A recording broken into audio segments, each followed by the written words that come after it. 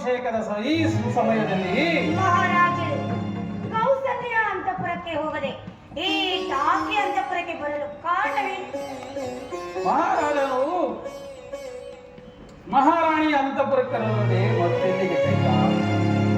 ನನಗೆ ಅತಿಯಾದ ಪ್ರೀತಿ ಇರುವುದು ನಿನ್ನಲ್ಲಿ ಮತ್ತು ಶ್ರೀರಾಮಚಂದ್ರನಲ್ಲಿ. ಆದ್ದರಿಂದ ಇಲ್ಲಿಗೆ ಬಂದಿರುವ ಕೈಗ. ಎಲ್ಲವೂ ನಾಟಕದ ಮಾತಲ್ಲವೇ ಸ್ವಾಮಿ ನಿಮಗೆ? ಇಲ್ಲ, ಶ್ರೀರಾಮನ ಪಟ್ಟಾಭಿಷೇಕದ ಸುಸಮಯದಲ್ಲಿ ಈ ರೀತಿ ಕೋಪಿಸಿಕೊಳ್ಳುವುದು ಕಾರಣವೇನು ಕೈಗ?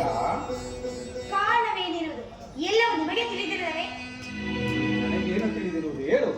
ಇಂತಹ ಸಂತೋಷ ಸಮಯದಲ್ಲಿ ನೀನು ಏನನ್ನಾದರೂ ಕೇಳು, ಸಂತೋಷದಿಂದ ನಡೆಸಿಕೊಡುತ್ತೇವೆ. ಪಾಪ, ನನ್ನ ಮಗನಿಲ್ಲದ ಸಮಯದಲ್ಲಿ ರಾಮನಿಗೆ ಪಟ್ಟವನ್ನು ಕೊಟ್ಟುತ್ತಿರುವರಲ್ಲವೇ ನೀವು? ಅಯ್ಯೋ, ರಾಮನ್ಯಾರು ಭರತನ್ಯಾರು ನಾಲ್ವರು ಮಕ್ಕಳು ನನಗೆ ಒಂದೇ ಅಲ್ಲವೇ ಬೇಕಾ? ಭರತನಿ ಶತ್ರುಘ್ನರಿಗೂ ಸಹ ಹೇಳಿ ಕಳಿಸಿದ್ದೇನೆ. ಅಲ್ಲದೆ ಗುರುಗಳು ನಿಶ್ಚಯಿಸಿದ ಮುಹೂರ್ತವು ತ್ವರಿತವಾದ್ದರಿಂದ ಈ ಕಾರ್ಯವನ್ನು ಮಾಡಬೇಕಾಯಿತು. ಇಂತಹ ಸಂತೋಷದ ಸಮಯದಲ್ಲಿ ಏನು ಬೇಕಾದರೂ ಕೇಳುವಳಾಗು, ನಡೆಸಿಕೊಡುವ ಕೈಕ. ಹಾಗಾದರೆ ನಾನು ಏನೇ ಕೇಳಿದರೂ ನೀವು ನಡೆಸಿಕೊಡುವಿರಾ? ಖಂಡಿತವಾಗಿಯೂ ನಡೆಸಿಕೊಡುತ್ತೇನೆ. ಹಾಗಾದರೆ ಶ್ರೀರಾಮನ ಮೇಲೆ ಆಣೆ ತೇಳುವರಾಗಿ ಕೈಕ, ಈ ಅಲ್ಪ ಕಾರ್ಯಕ್ಕೆ ಪಟ್ಟಾಭಿಷೇಕಕ್ಕೆ ಸಿದ್ಧನಾಗಿರುವ ಆ ನನ್ನ ಶ್ರೀರಾಮನ ಮೇಲೆ ಆಣೆ ಏಕೆ? ನಾನೇ ನಡೆಸಿಕೊಡುತ್ತೇನೆ, ಹೇಳುವಳಾರು. ಎಷ್ಟೇ ಆದರೂ ಅತಿ ಪ್ರೇಮವಿಂದಿರುವುದು ನಿಮಗೆ ಶ್ರೀರಾಮನ ಮೇಲೆ ತಾನೇ? ಖಂಡಿತ ಕೈಕ. ಹಾಗಾದರೆ ಅವನ ಮೇಲೆ ಆಣೆ ಇಟ್ಟರೆ ನಾನು ಖಂಡಿತವಾಗಿ ಕೇಳಿಕೊಳ್ಳುವುದು. ಕೈಕ, ನನ್ನ ಮಾತಿಗೆ ಎಂದಿಗೂ ನೀನು ಪ್ರತಿಯುತ್ತರವನ್ನಾಡದೆ ನಿಭಾಯಿಸುತ್ತಿದ್ದ ನೀನು ಇಂದು ಈ ರೀತಿ ಮಾತನಾಡುತ್ತಿರುವುದನ್ನು ನೋಡಿದರೆ ಆಗಲಿ ಕೈಕ, ಶ್ರೀರಾಮನ ಸಾಕ್ಷಿಯಾಗಿ ನಡೆಸಿಕೊಡುತ್ತೇನೆ.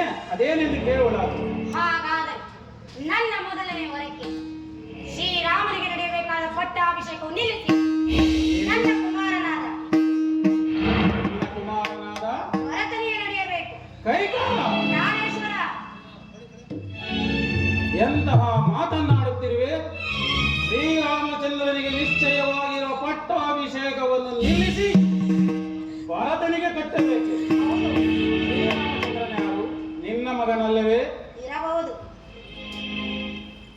ಇನ್ನು ನಿನ್ನ ಎರಡನೆಯವರ?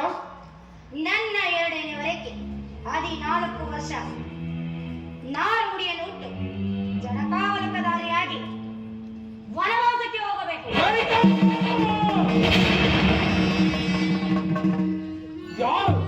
ಯಾರು ಮಾತನಾಡುತ್ತಿರುವುದು? ಕೈಕೆಯೇ? ಈ ದಶರಥನ ಧರ್ಮಪತ್ನಿಯೇ? ಇಲ್ಲ ಇಲ್ಲ, ಪತಿಪ್ರಮಣೆಯಾಗಿ ಭೂಶಾಲೆಯಾದ ನೀನು ಈ ರೀತಿ ಮಾತನಾಡುತ್ತಿರುವೆ. ಎಲ್ಲಿ? ಈ ಭಾಷಣದಲ್ಲಿ ನಿಂತು ಮಾತನಾಡು. ಎಲ್ಲೂ ನಿಂತಿರೋ ಅಷ್ಟೇ. ನನಗೆ ಬುದ್ಧಿ ಭ್ರಮಣೆಯೂ ಇಲ್ಲ, ಚಂಚಲತೆಯೂ ಇಲ್ಲ. ಶ್ರೀರಾಮನಿಗೆ ಪಟ್ಟಾಭಿಷೇಕ ನಿಲ್ಲಲೇಬೇಕು, ವನವಾಸಕ್ಕೆ ಹೋಗಲೇಬೇಕು.